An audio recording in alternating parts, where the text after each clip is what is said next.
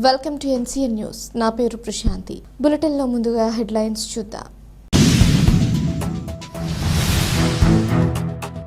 నిడదవోలులో medical కాలేజీల ప్రైవేటీకరణ వ్యతిరేకిస్తూ ర్యాలీ.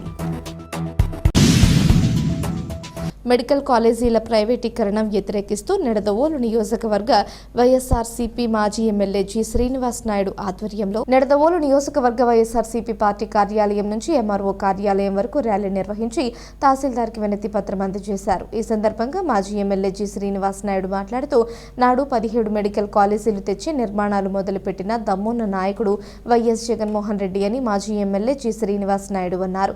కూటమి ప్రభుత్వానికి ప్రజారోగ్యం అవసరం లేదని తెలిపారు. ప్రజా వ్యతిరేక విధానాలను మానుకోవాలని హెచ్చరించారు. ఈ కార్యక్రమంలో నిడదవోలు కొవ్వూరు నియోజకవర్గ వైఎస్ఆర్సీపీ పార్టీ పరిశీలకులు గిరిజాల బాబు, పట్టణ మున్సిపల్ కౌన్సిలర్లు, వైఎస్ఆర్ కాంగ్రెస్ పార్టీ ముఖ్య నాయకులు, కార్యకర్తలు, అభిమానులు పాల్గొన్నారు.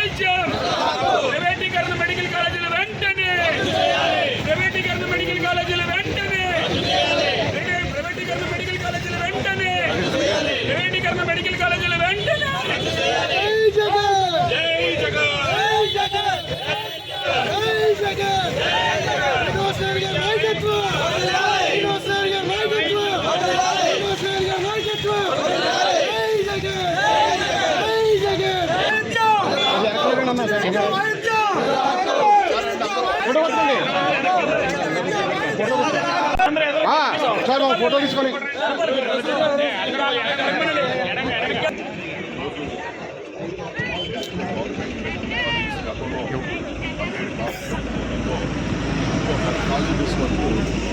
ప్రైవేట్